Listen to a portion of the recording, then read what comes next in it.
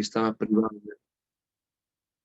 estaba privado de libertad, ha perdido la vida, ¿no? Hace 15 minutos se ha reportado que ha perdido la vida, no recuerdo su nombre. Está relacionado con un hecho en el cual él estaba siendo detenido preventivamente, no arrestado, no aprehendido. Entonces, se debe distinguir esta situación. O si no, dice, está detenido el autor del feminicidio. Ha sido detenido. No, no ha sido detenido. ¿Por qué se diferencian estos tres términos? Arresta la policía. Aprehende el fiscal. Y detiene solo el juez. El arresto es hasta 8 horas. No por 8 horas. Hasta 8 horas. La aprehensión es hasta 24 horas. Y la detención no puede exceder del plazo que establece la ley, que son 6 meses. Detención preventiva por 6 meses. Fecha en la cual se debe realizar una audiencia de control de la detención para disponer si continúa, si existen actos investigativos que realizar, o se dispone la presentación de la acusación y la remisión de antecedentes al juzgado, al tribunal o juzgado para el juicio, ¿no? Entonces, tengan en cuenta esa distinción. Arresto, aprehensión con H y detención, no son lo mismo. Entonces debemos utilizar la terminología correcta. Cuando están por celdas judiciales, o sea, ahora por la cuarentena, se mantienen los privados, los aprehendidos se mantienen a la espera de su audiencia se mantendrán en celdas de la Fuerza Especial de Lucha contra el Crimen, celdas policiales, ¿sí? Y desde ahí se conectan a sus audiencias virtuales, así es, ¿no? Entonces, por ahí la familia dice, está detenido mi marido, necesito abogado. No está detenido, pero explicarle a esas personas esta distinción que ustedes sí deben conocer es muy difícil, ¿verdad? Entonces, tomen en cuenta, ¿no? Haz esto, aprehensión y detención, que difieren en la terminología que establece la propia ley y la práctica forense penal. A ver, un poquito les vamos a explicar qué es lo que sucede, porque los medios hacen un seguimiento hasta la audiencia de aplicación de medidas cautelares. Si alguien está aprehendido y la aprehensión dura 24 horas, esa aprehensión concluye con la presentación de la imputación formal, que la realiza el fiscal, y lo remite el aprehendido más la imputación al juez de control. Esas son la distinción en labores que debe cumplir. El fiscal investiga, el fiscal imputa. ¿Sí? Esa es una resolución de imputación formal, realiza la atribución de un delito, la calificación provisional del hecho en un delito que está previsto en la ley y dirá, este hecho corresponde a un abuso sexual, a una violación, a una violencia familiar doméstica, a un feminicidio, de acuerdo a la adecuación de ese hecho al tipo penal. Y para ello nosotros estamos estudiando la teoría general del delito, para tener la suficiente capacidad de decir, esto es un estupro, esta es una violación, este hecho corresponde a un hurto, este hecho corresponde a un robo. Para eso estamos estudiando la teoría general del delito, para que ustedes puedan diferenciar en su aplicación. Muchos dicen, pero ¿para qué nos va a servir? Si el cliente va a decir, me ha violado, y vamos a hacer una denuncia formal por violación. No. El tipo penal, los elementos constitutivos de ese tipo penal, tal vez no se adecuan al hecho. ¿Por qué? La edad de la víctima. No hubo violencia, fuerza en las cosas, ¿sí? Existió plena voluntad en el hecho. Entonces debemos conocer, tanto para, si ustedes piensan ser fiscales y lograr una calificación en 24 horas o menos, son abogados de víctima o son abogados de la defensa para rebatir esa calificación que tal vez no se adecua al tipo penal que por el que estamos siendo imputados, que es la imputación con I, no con E. La imputación formal es la atribución de la comisión de un delito por la autoridad fiscal. Esa es la imputación formal. ¿Qué ocurre en feriados, fines de semana y días inhábiles? El transcurso del tiempo es de momento a momento. Si dice 24 horas y el viernes ha sido aprehendido, hasta el sábado debe presentarse a la misma hora su imputación formal al juez cautelar. Por eso existen jueces de turno en materia penal, ¿sí? Por eso hay trabajo para nosotros, los penalistas, en fin de semana y en feriados. Hay un aprehendido. ¿Qué delito es? Es violencia familiar doméstica. ¿Cuántos días de impedimento tiene la víctima? Tiene 2, pero está aprehendido. Estaba en estado de ebriedad. Bueno, vamos a la audiencia de medidas cautelares, veremos la imputación formal, la atribución de la comisión de ese delito en contra de esta persona con suficientes elementos de convicción. ¿Qué tenemos? Certificado médico forense, declaración de la víctima, declaración testifical, registro del lugar del hecho, declaración del imputado o del imputado. Son elementos que establecen la comisión del delito. Es con probabilidad autor del hecho. Ahora, ¿cuál es la finalidad de la audiencia de medidas cautelares? La finalidad es la presentación, sometimiento del imputado a las investigaciones.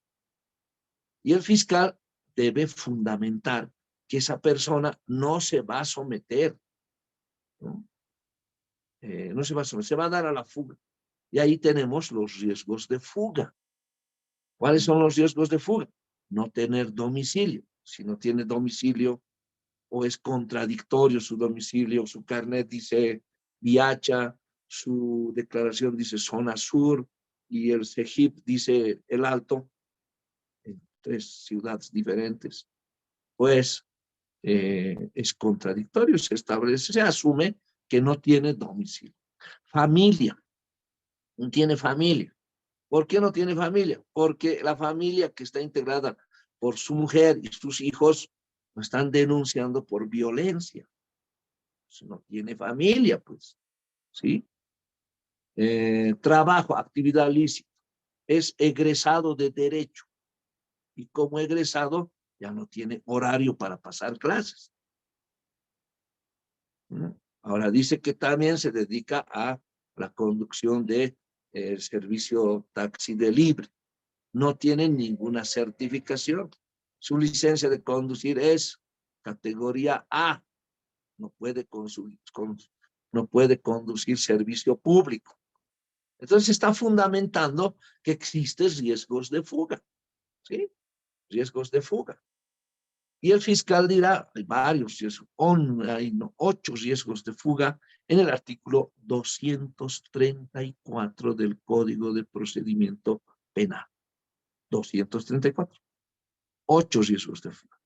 Ahora, faltan, entre otros, tenemos los antecedentes penales, el comportamiento del imputado en el proceso o en otro, que no se someterá a la investigación.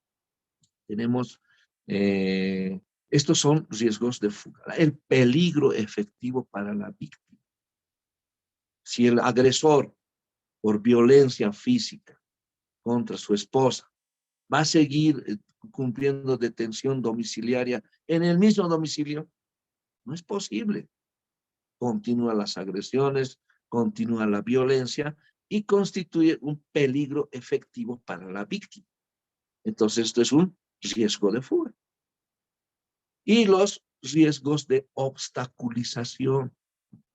A ver, es policía, tiene alta, es oficial de policía, tiene grado de mayor, ¿sí? Grado de mayor o capitán.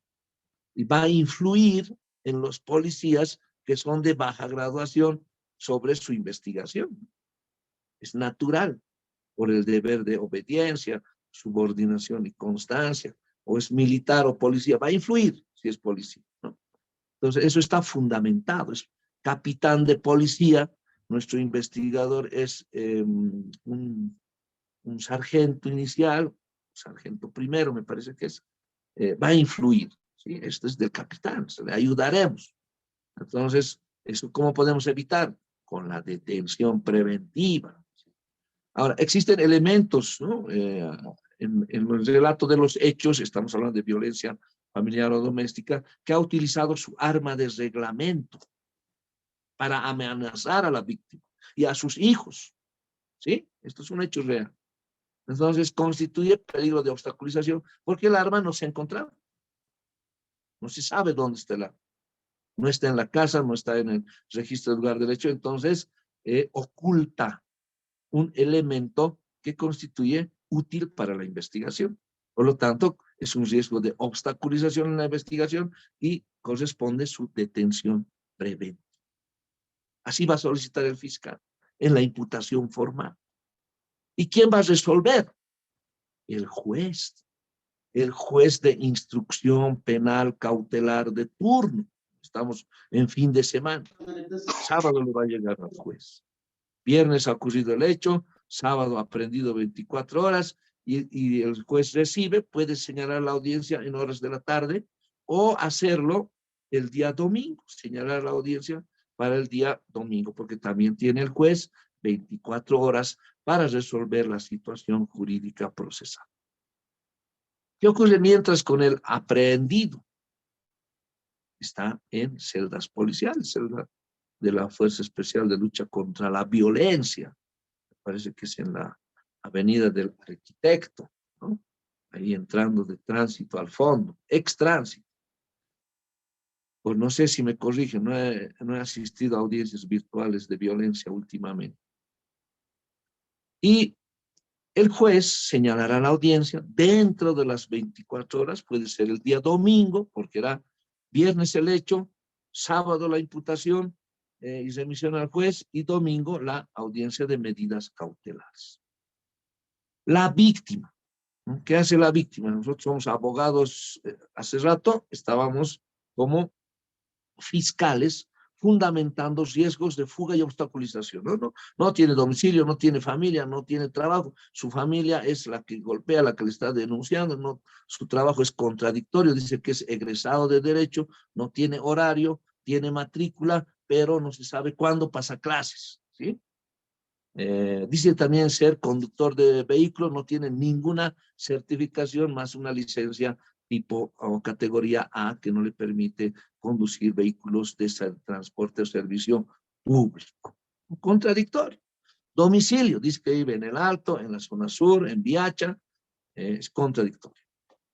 No se somete al proceso, ¿no? El día de la intervención estaba en estado de ebriedad y ha amenazado a todos los policías con hacerlos dar de baja porque es capitán de policía, ¿no? Entonces, de la policía también está en situación en que pueden darle de baja, ¿sí? Tiene un proceso en el dijipi, didipi, diripipiripi, ¿ya? ¿Qué más? Eso respecto al noso, y es un peligro efectivo para la víctima.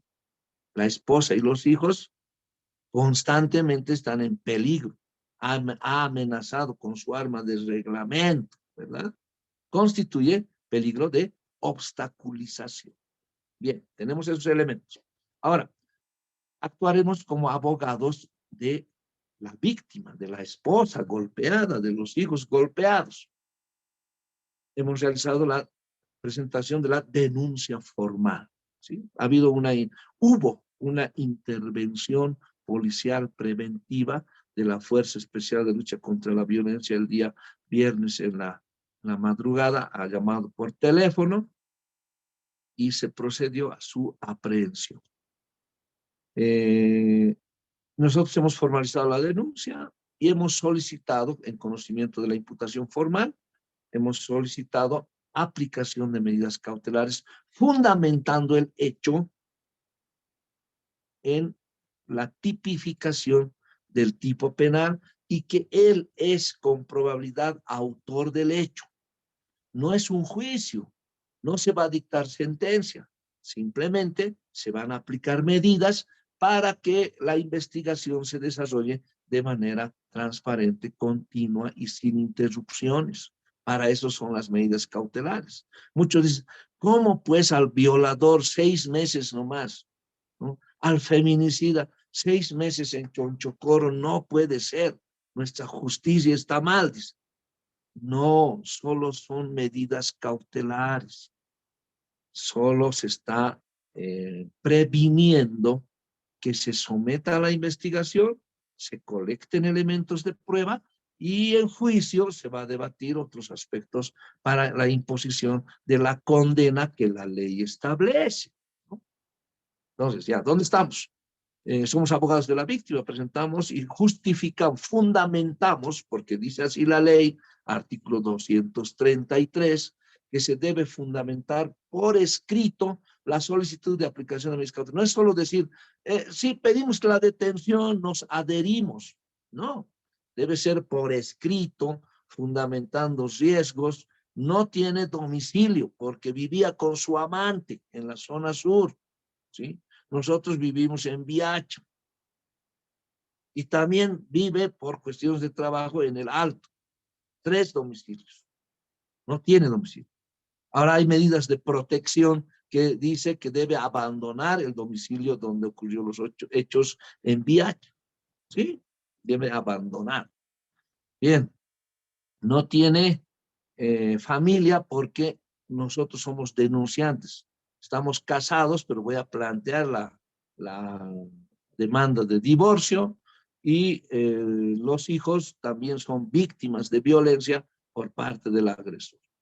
¿Está bien? ¿Qué más? Actividad lícita. Es policía que está en proceso, está dado de baja, pero también es egresado de derecho y también conductor de vehículo, pero ninguno de ellos cumple. No sabemos a qué actividad se dedica.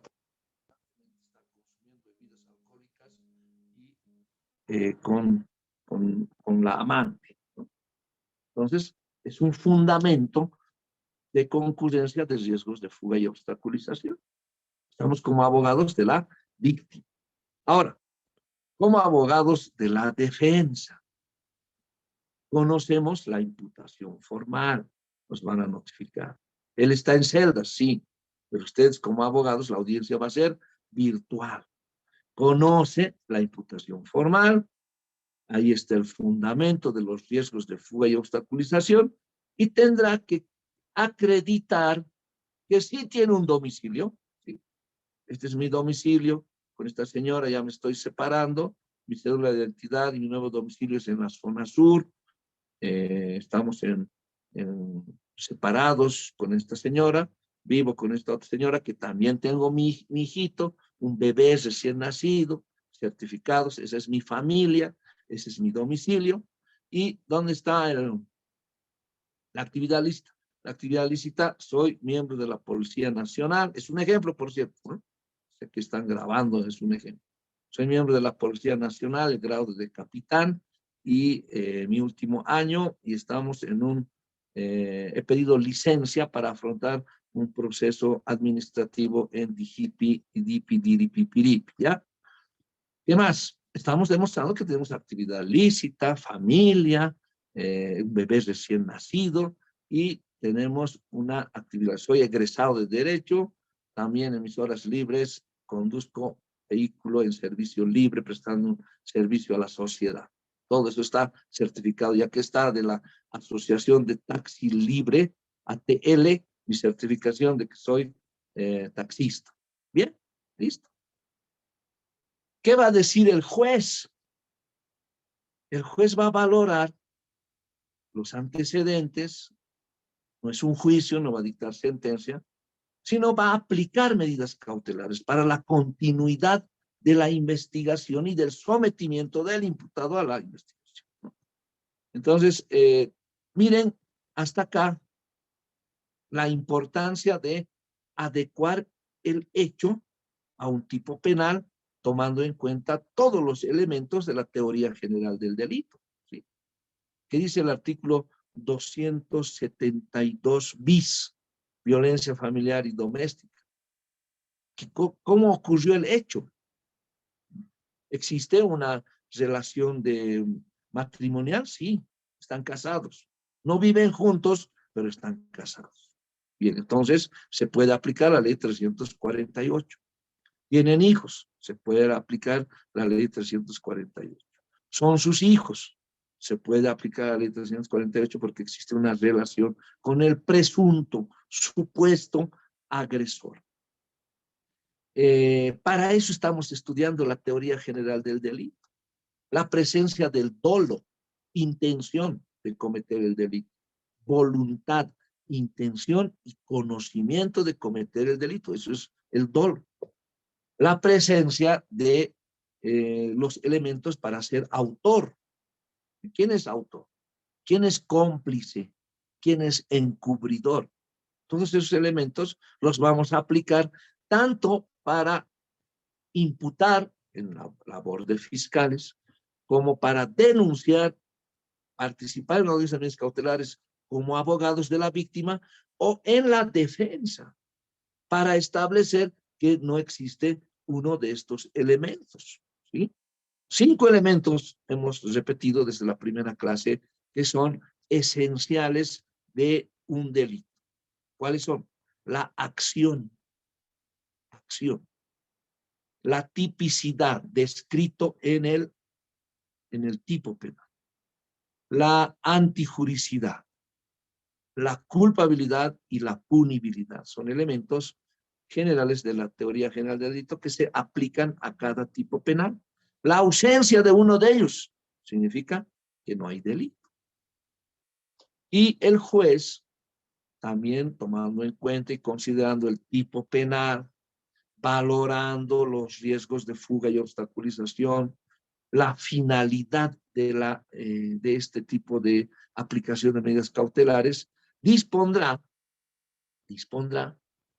la detención preventiva, ¿sí? Es un peligro, ¿no? Amenazado con su arma de reglamento, si continúa trabajando en funciones policiales, va a continuar amenazando.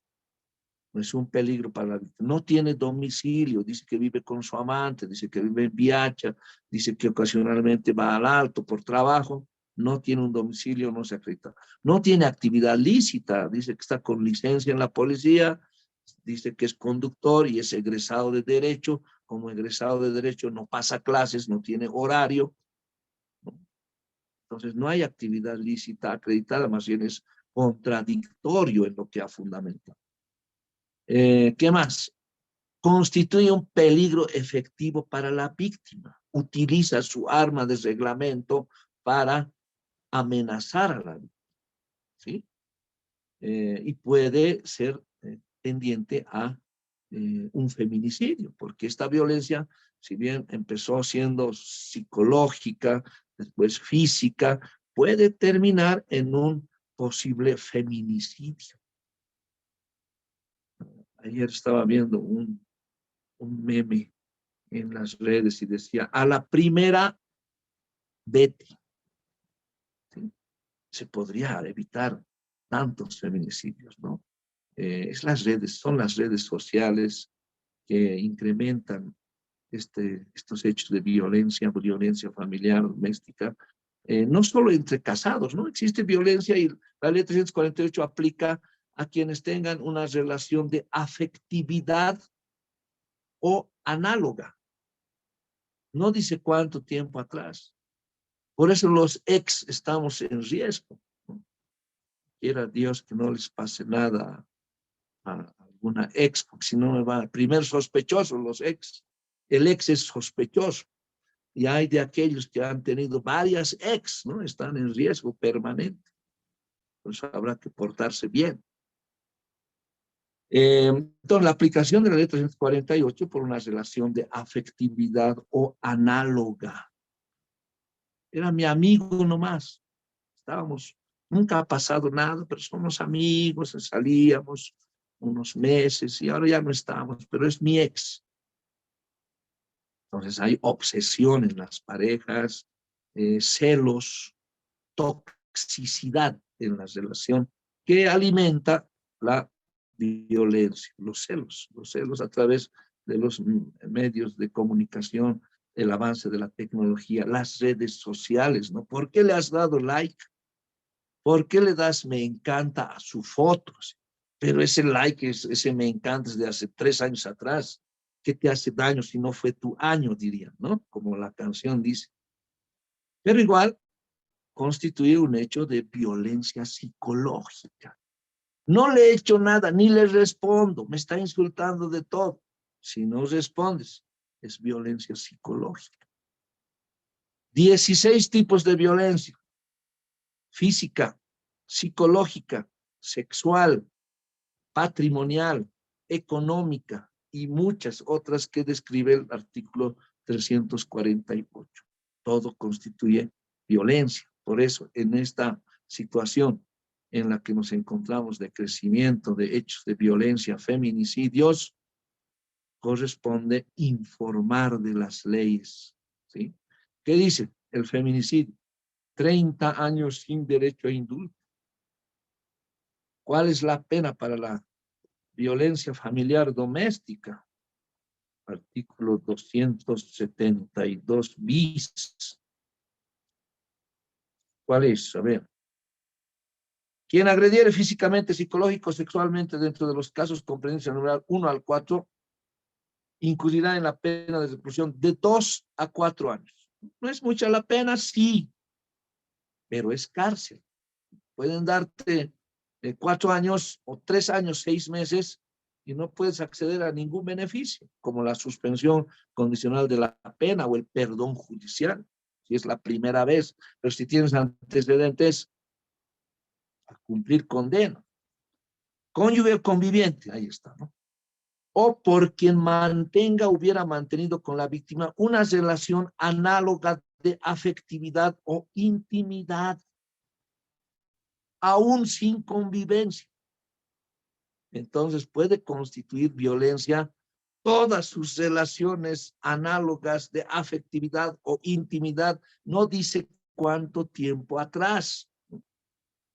A ver, tercer año, han salido bachilleres a los 18, hace 3 años, más el curso debe tener un promedio de 22, 23 años, ¿verdad? En su mayoría, salvo excepciones.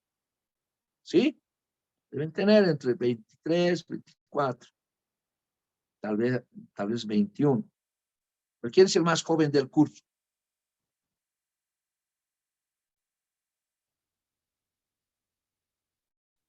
¿Alguien puede decirme quién es el más joven del curso?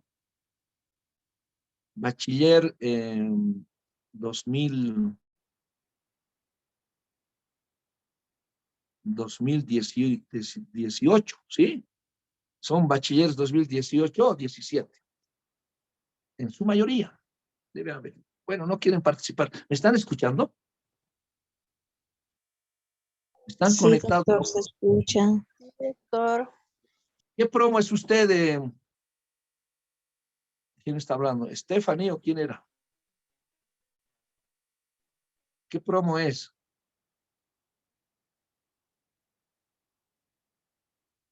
Bueno, no quieren participar. ¿Qué dice la ley? El cónyuge, conviviente o por quien mantenga o hubiere mantenido con la víctima. 2011. 2011, promo 2011, ya. Hubiere mantenido una relación análoga de afectividad o intimidad. Promo 2011 más 10 años, debe tener 28 años, ¿verdad? En 28 años de vida, ¿cuántas ex ha tenido? Entonces, todas aquí ingresan. todas las ex, tenga cuidado. Relación análoga. Entonces, siempre que no constituye otro delito, dice relación análoga de afectividad o intimidad, aún sin convivencia. Constituye violencia. La persona que haya procreado hijos o hijos con la víctima, el caso del ejemplo. Los ascendientes, descendientes, hermanos colaterales, parientes consanguíneos, afines, en línea colateral, hasta el 4º grado. ¿Sí? 4º grado. Aquí sus conocimientos de derecho de familia.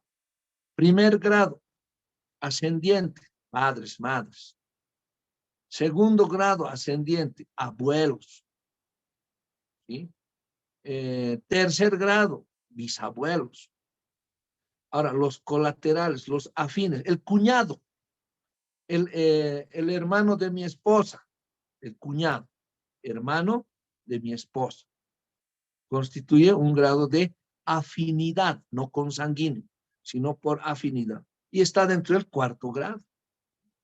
La cuñada, la esposa de mi hermano, constituye también dentro del 4º grado consanguíneo. Ahora, ya sale del primo, del hermano, del hijo, de la mayor, la menor, en ese caso sí, ya nos perdemos, solo debe ser hasta el 4º grado de consanguinidad o afinidad. Los suegros, ¿no?, constituyen también, los suegros, los yernos, nueros, constituyen un grado consanguíneo que puede ser susceptible de aplicarse la violencia familiar o doméstica. Los primos, primos hermanos, los tíos constituyen también, pero no hay personas que dicen tío a todo el mundo, ¿verdad? Y no son familiares. En ese caso habrá que ver si está dentro del 4º grado consanguíneo para aplicarse la ley 348. Y en los demás casos, la parte podrá hacer valer su pretensión ante la vía correspondiente. Ahí está. Violencia familiar o doméstica, 2 a 4 años. Tengan en cuenta. Entonces, constituyen delitos. La ley establece una descripción del tipo penal y nosotros vamos a hacer la adecuación de un hecho a ese tipo penal. Estamos en el 2022 más 3 años, 2025, 2026 van a estar de abogados. Van a poner su letrero que diga abogado, UPEA, se atiende procesos civiles, penales, familiares, FELCC, FELCB, FELCN, y todo trámite judicial, especialista en materia penal, listo. Y van a venir los que prestamos el servicio, los denominan clientes, y dicen, está detenido mi marido. No está detenido, está aprehendido. Y dice que falsamente le están acusando de que es violación. ¿Qué edad tiene la víctima? No, la chica dice que tiene 17 años, como la canción, ¿no? 17 años. Bien, veremos, a ver, 308 del Código Penal, violación, acceso carnal con violencia. Y 309, estupro, no hay violencia. ¿Qué se dedica a su esposo, que es profesor de matemáticas? Del mismo colegio es la chica. Dice que está en la promoción y él es su profesor. Bueno, a ver, veremos los antecedentes, si está aprendiendo. Y mañana dice que es su audiencia de medidas cautelares. ¿Qué puedo hacer, doctor? Venga usted, dice que es especialista en materia penal. Usted ha pasado clases con el doctor Ricardo Maldonado, entonces sabe derecho penal. Y por eso, doctorita, hágame un favor, atiéndame, le voy a pagar lo que sea. Mi marido es buen padre de familia, buen esposo, nunca me ha engañado, no es violento. Pues, ¿qué hacemos? Ver los antecedentes. Hay un certificado médico forense que establece la imputación formal por el delito de violación. ¿Y dónde ha ocurrido el hecho? ¿Cómo lo han descubierto? estaban, dice que entrando a un alojamiento, entrando. Entonces no se consumó el hecho. Sí, no. Cuando estaban entrando al alojamiento, a la chica le habían estado siguiendo sus familiares y a mi esposo lo han golpeado porque era el profesor del pueblo, del profesor de matemáticas, y ahora están apareciendo más víctimas, dice, ¿no? Más víctimas. A mí también, conmigo también, de otras promociones al profesor. Pero debemos defendernos de este hecho. ¿Y qué dice el señor fiscal en su imputación formal? Dice que el día, tal fecha, estaba por inmediaciones de donde hay alojamientos, no conozco yo en el Alto, tampoco en La Paz, pero me han contado que hay por la avenida Panorámica, ¿ya? Por la avenida Panorámica, y estaban siendo seguidos por los familiares de la víctima, y el profesor la abraza a la víctima y están ingresando a un alojamiento, momento en el cual es golpeado y todos, la turba enardecida, casi linchan al profesor por violador. Certificado médico forense, ¿qué establece de la víctima? Himen complaciente, no existe desgarro reciente ni anterior, no hay desgarro reciente ni anterior, himen complaciente. No hubo actividad sexual reciente. ¿Qué dice la declaración de la víctima? Que se encontraba muy afectada por haber terminado la relación con su enamorado, que también es del curso, que también es su profesor, y que el profesor es un amigo que estaba escuchando los problemas de la víctima en ese momento. Entonces se dirigían solamente a descansar sin ninguna intención de actividad sexual a ese alojamiento. ¿Listo? Es la declaración de la víctima, que no acusa o que no denuncia algún hecho de violencia. ¿Sí? Bien, tenemos, esos son los hechos. ¿Qué vamos a hacer como abogados de la defensa? Ya nos han notificado para audiencia de medidas cautelares para el día de mañana.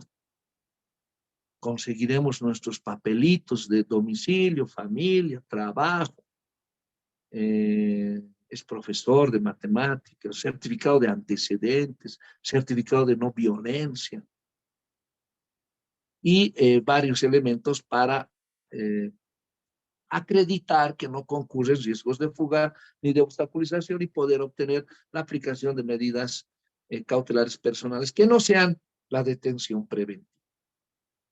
Y sobre el hecho, sobre la adecuación del tipo penal. El artículo 308 es claro. Para la violación se debe demostrar, tendrá que demostrarse, y en juicio, además los elementos provisionales, los elementos indiciarios deben estar conducentes a demostrar acceso carnal. Y en este caso, no hay acceso carnal, es los familiares, la turba enardecida que exigió que es una violación. No es la primera vez, dice. Cada vez debe llevarle el profesor a alojamientos. Entonces, debemos ser objetivos. El fiscal debió ser objetivo, es decir, bien, no hay estupro o no hay violación, porque no hubo violencia. Al examen físico de la víctima no existe signos de violencia. No hay contusiones, escoriaciones, ningún tipo de signo de violencia. Su declaración establece cómo ocurrieron los hechos y son los familiares que han provocado esta situación. Entonces el fiscal debió ser objetivo. ¿Por qué imputa por violación? Tentativa. Bien, vamos a analizar también eso. Artículo 8 del Código Penal. Tentativa. La intervención de los familiares han evitado una violación. Podría ser. O tentativa de estupro. Miren cómo va cambiando la figura. En el estupro no hay violencia, sino se debe tomar en cuenta la edad de la víctima. Hasta los 18 años no está en la suficiente capacidad de definir su libertad sexual. Así sea, pero muchos dicen, ¿no? Pero doctor, ella quería, ella me ha llevado, hasta conocía el alojamiento, harto me llamaba. No, pero ¿qué edad tiene? 17 años. Aunque ella te hubiese obligado, en este caso, es un delito de estupro por la edad de la víctima. Entonces, como ven, todos estos elementos debemos conocerlos en la teoría general del delito para la aplicación real en un hecho. Para eso nos estamos formando, para eso estamos analizando la teoría general del delito. Por eso el derecho se ejerce o se aprende estudiando, pero se Doctor, ejerce pensando. Debemos pensar. Cuando yo doy un ejemplo, imagínense, ¿sí? Cierren los ojitos, imagínense a la muchacha de 17 años, al profesor de matemáticas, y también imaginen a ese hábil abogado defensor que va a aplicar todos los elementos para establecer y llegar a la verdad de los hechos. Esta es una vil calumnia. El profesor, un profesor de carrera tan experimentado en el área y además de mucho reconocimiento, nunca tuvo este tipo de incidentes. Eso lo demuestran sus antecedentes. Bien, entonces para ello, y la habilidad oral, por eso les pido, participen, tienen algo que decir, fundamenten, les pregunto, y nada, no quieren participar. Continuaremos con vamos a compartir nuestras presentaciones. ¿Hasta aquí alguien tiene alguna pregunta, alguna duda? doctor, buen día. Ya. Buen día, dígame. Doctor, y si en caso, doctor, digamos, la víctima, digamos, acusa por violación y es mayor de edad, mayor de los 18 años, o cumplido los 18 años, doctor, ¿cómo ya tendría que llevarlo el caso?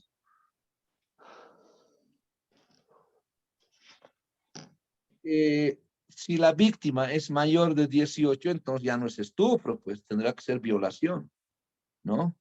Ahora, si la víctima es mayor de 18 años, si no existen los elementos del tipo penal, pues no constituye delito, ¿no? No hay violencia y usted está con su enamorada, está gozando de su libertad sexual plena, no tiene por qué constituir delito, porque hay un ingrediente, un elemento del delito de violación, que esas relaciones, ese acceso carnal no sea consentido, ¿sí? No sea con consentimiento de las partes. Si es mutuo, no existe delito, pues, ¿no? Sino cuántas denuncias de violación sufriríamos todos los días. Bien, bien, vamos a continuar. ¿Alguien más? ¿Algo que decir? ¿Alguna opinión? Doctor, buenos días. Buenos días. Doctor, una duda acerca del estupro, doctor. Usted dice, ¿no ve que el estupro es un acceso consentido, pero con una persona menor de edad? Y si la víctima tiene 17, doctor, y obviamente los papás van a denunciar y gana el proceso y lo meten preso, cuando la víctima cumple 18, ¿la víctima puede anular ese proceso, doctor, cuando ya es mayor de edad? No, es un delito de acción penal pública, ¿sí? Un delito de acción penal pública. Se han dado casos en los que la víctima visitaba a su estuprador en la cárcel. Visitaba, ¿por qué? Porque hay una relación de afectividad, continúa la relación de afectividad, pero es un delito de acción penal pública. El Ministerio Público ha intervenido en representación de la sociedad, porque así está establecido en la ley, es delito. Ahora, si fuese un delito de acción penal privada, en ese caso no interviene el Ministerio Público y puede dejarse de lado esta situación. ¿Alguien más? Bien, ¿hemos avanzado el tema 4 sobre la escuela clásica o nos falta?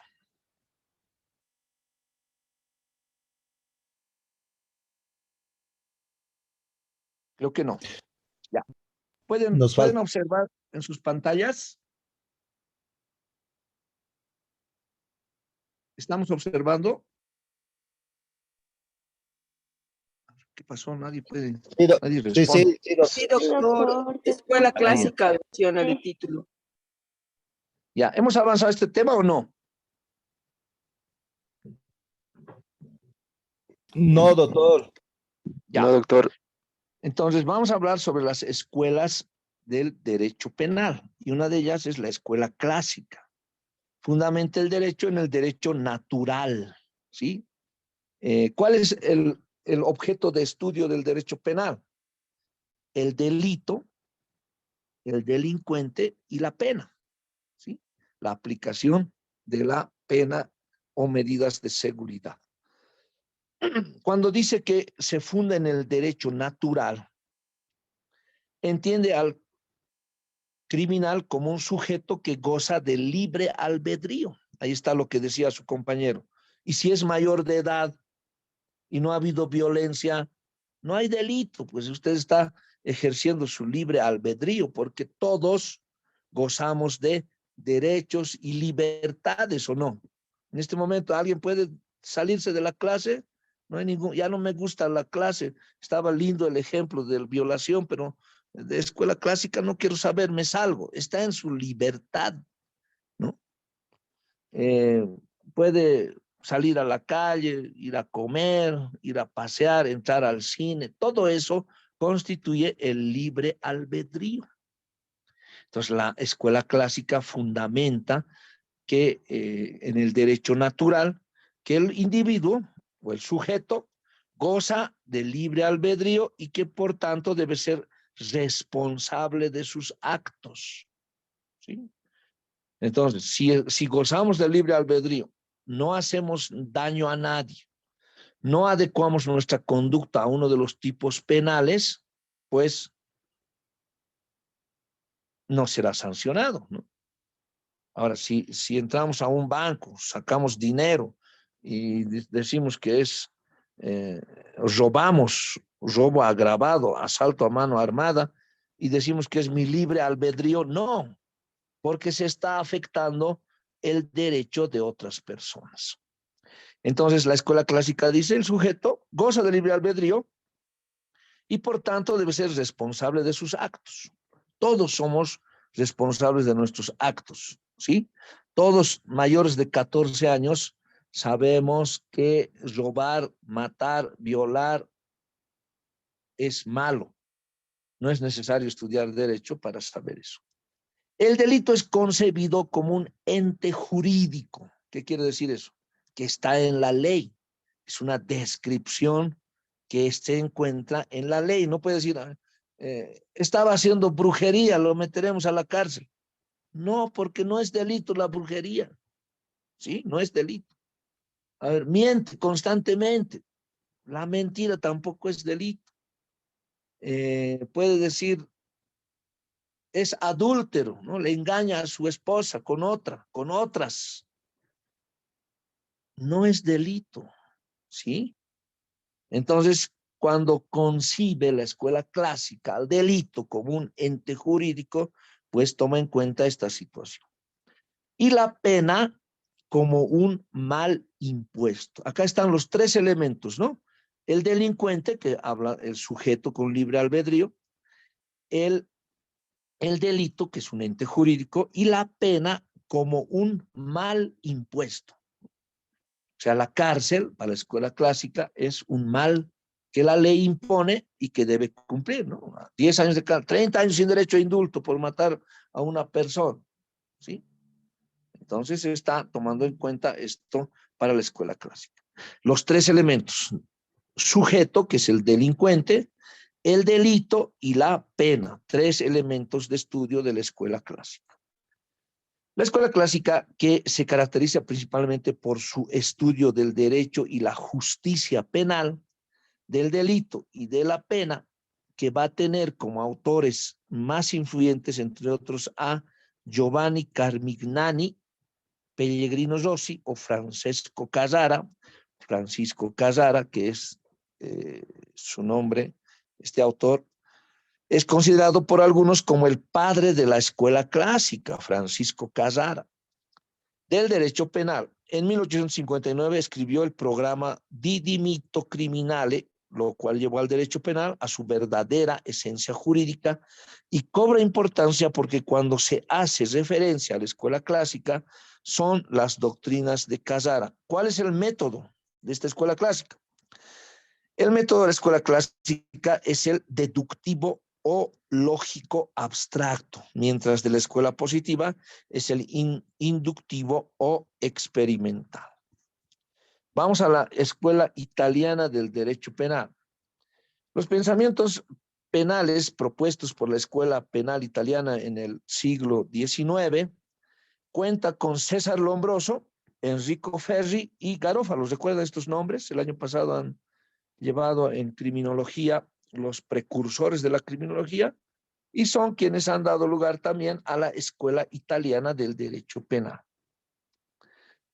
Seguidamente se identifican aquellos institutos provenientes de esta línea de pensamiento que se encuentran en el actual ordenamiento jurídico penal colombiano, entendido desde la Constitución Política de 1991 como pilar de los alineamientos del plexo, nuestro caso materializado en el Código Penal, Ley 599 de 2000 y Código de Procedimiento Penal, palabras clave positivistas, escuelas de derecho penal, de autor, prisión preventiva, sanción. Esa es la escuela positivista italiana. Escuela del positivismo crítico. El positivismo criminológico, también conocido como escuela positivista, es una corriente criminológica cuyas principales ideas consisten en la aplicación de los métodos de las ciencias naturales para explicar la delincuencia y que la delincuencia está determinada biológicamente. Ahí tiene. ¿Qué es la escuela positivista del derecho penal? Es una escuela dogmática que sostiene que la conducta del delincuente viene determinada por factores biológicos, sociales, etc. Por lo que el castigo estatal se basa en la peligrosidad del autor y no en la gravedad del hecho.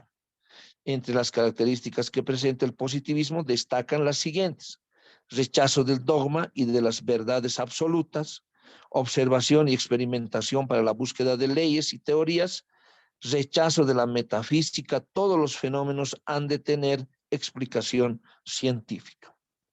Positivismo jurídico. Se caracteriza el positivismo y al positivismo jurídico sin tomar parte de ninguna de ellas.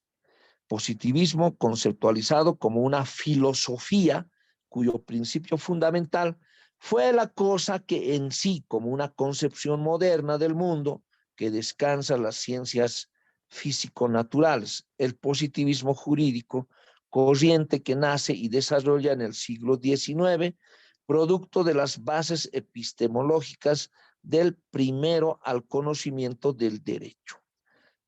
Utiliza un método interpretativo, gramatical, histórico y lógico, lo que permitieron caracterizar al positivismo y el positivismo jurídico en un tema vigente de actualidad que no perderá actualidad dada la importancia que permite tener una posición epistemológica en la práctica como abogado. ¿Cuál es el objetivo del positivismo? Afirma que el conocimiento proviene de lo observable, es objetivo. Desde esta perspectiva, los fenómenos son factibles de medición y conteo, por tanto, pueden ser investigados y contribuir a la ciencia, las llamadas ciencias duras, matemática, física, química, etc. A ver, tenemos escuela del dogmatismo. La escuela se originó en la antigua Grecia, en la época clásica, cuando el dogma se entendía como una opinión filosófica u opinión fundamentada. Este término continuó usándose a lo largo de la historia de Occidente, sobre todo vinculado con el pensamiento religioso cristiano. ¿Cuáles son las características del dogmatismo? El dogmatismo se opone frontalmente al escepticismo. Las características del dogmatismo son las siguientes. Existen las verdades absolutas e incuestionables llamados dogmas, propio del conocimiento no científico. ¿Cómo se desarrolla el dogmatismo? La aparición del dogmatismo está unida al desarrollo de las representaciones religiosas, a la exigencia que se acepten por la fe los dogmas de la Iglesia establecidos en calidad de verdad indiscutible, no sujetos a crítica y obligatorios para todos los creyentes. Estas escuelas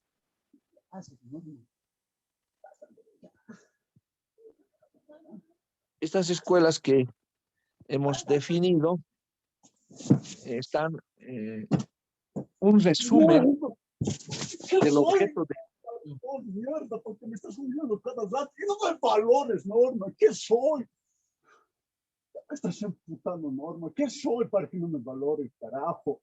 Tengo que estar Norma, Norma Matis, su micrófono está encendido. Creo que hay violencia familiar doméstica. Norma. ¿O quién era? Mierda, me pisotea sacar foto. ¿Qué soy, Norma? Norma, ¿qué soy? O sea, ¿por qué me estás pisoteando todo el tiempo? Norma, ¿qué soy? No soy gente. Por favor, pídanle que...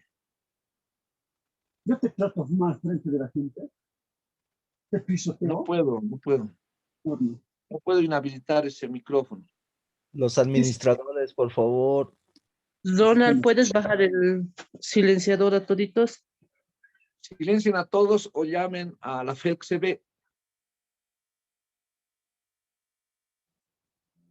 Ahora sí. Ahora sí. Les decía que estas escuelas del derecho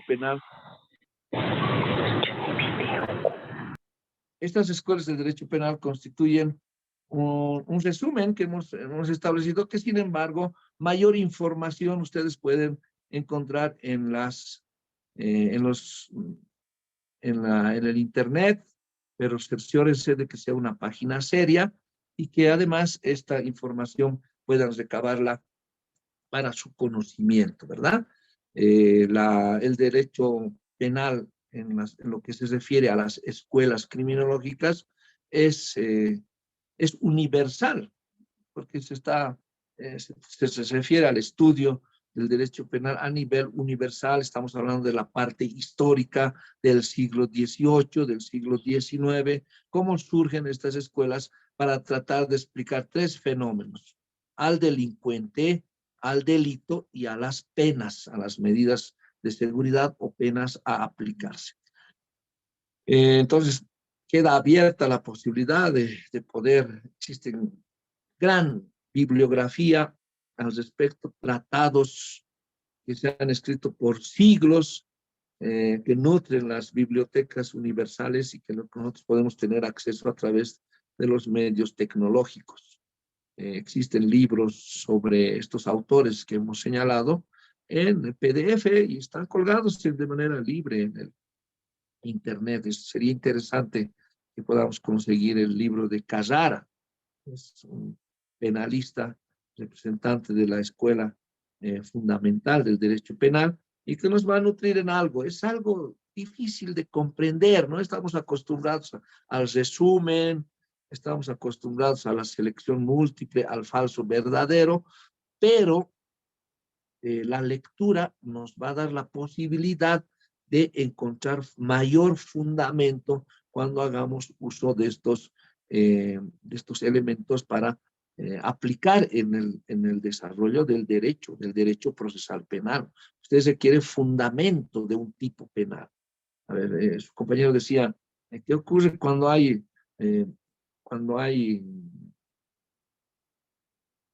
estupro, ¿sí? Pero la víctima es mayor de edad, no hay violencia. Pues no es delito. No es delito, hay consentimiento mutuo, son mayores de edad. Así fuere casado uno de ellos, no es delito, el adulterio no constituye delito, ¿sí? ¿Cuándo constituye delito? Cuando la víctima es menor de 18 años. Es delito cuando existe violencia. Es delito cuando no hay consentimiento de la otra parte, ¿sí? Y si existe violencia y es menor de edad, pues puede ser un delito, es un delito de violación con agravante. Existe la violación con agravante que hasta 25 años de privación de libertad a la persona que comete un delito de violación contra un menor de edad. Y en la violación siempre hay violencia, ¿sí? No puede señalarse que no hay signos de violencia. No, existe una gran diferencia entre el agresor y el menor víctima para determinar que pudo haberse defendido, o sea, el menor quien provoque esta situación. No puede aplicarse ni causas de justificación, como es la legítima defensa. ¿Qué legítima defensa pudo haber existido? O me ha amenazado, si no haces esto me va a matar, dijo entonces, legítima defensa. Entonces, he actuado en legítimo. No, no puede ser. Ejercicio de un deber o cargo. ¿Es su deber? ¿Es el ejercicio de su cargo depende del acceso carnal a un menor? No, tampoco. A ver, otro que pueda justificar, son causas de justificación. El estado de necesidad. Pero el estado de necesidad es relativo a un bien jurídicamente protegido, ¿no? Estado de necesidad. A ver, un joven de 17 años, joven, varón, es imputable, porque todos los mayores de 14 años somos imputables, ingresa a una farmacia a robar armado medicamentos, amenaza a la farmacéutica con un arma y obtiene la receta que exhibí. Va a su casa, suministra los medicamentos a su madre y le salva la vida. Entonces ha actuado por un estado de necesidad. Vulnera un bien jurídicamente protegido que es la propiedad, sí, pero también está vulnerando un bien, está salvando un bien jurídico que es superior, como es la vida. A ver, pongan en una balanza la vida y la propiedad. ¿Cuál pesa más? La vida. La vida. ¿Sí? La vida, en todo momento la vida. Entonces la propiedad, pero aquí es delito, dicen, ¿no? El que se apoderar de cosas, bien mueble, ajeno, con fuerza, violencia, además con uso de armas, robo agravado. Sí, es robo agravado, pero ha salvado la vida de su madre con el suministro de estos medicamentos, porque se encontraba en estado de necesidad. Este ejemplo podremos trasladarlo a un asesinato, a un feminicidio, a una violación. De ningún modo, ¿verdad? No se puede. Por más habilidad que tenga el abogado, haya sido mi estudiante, no se va a poder. ¿Por qué? Porque los elementos de un tipo penal son distintos. ¿Qué dice otro elemento del delito de violación? Los fines libidinosos. ¿Por qué realiza esos actos? De introducción de lo que están pensando, donde están pensando, o de partes del cuerpo u objetos donde están pensando, que constituye violación. Porque siente placer al realizar esas prácticas y constituye un acto libidinoso. De este modo, se demuestra otro elemento del delito de violación. ¿Sí? Ahora, legítima defensa. No, me iba a matar si no la violaba. No, no tiene que haber proporcionalidad en el medio empleado. ¿Sí? Me quería violar, entonces para no hacerme violar, yo le he violado en legítima defensa. Tampoco, no se puede aplicar ese fundamento de causa de justificación de la comisión de un delito. Pero en la habilidad de los abogados, y para lo que ustedes estamos estudiando, es posible aplicando los elementos y cumplimiento de estos requisitos que les vamos a aprender más adelante. Bien, yo no tengo más nada que decirles, son las 9 de la mañana. Buenos días, tengan una linda jornada.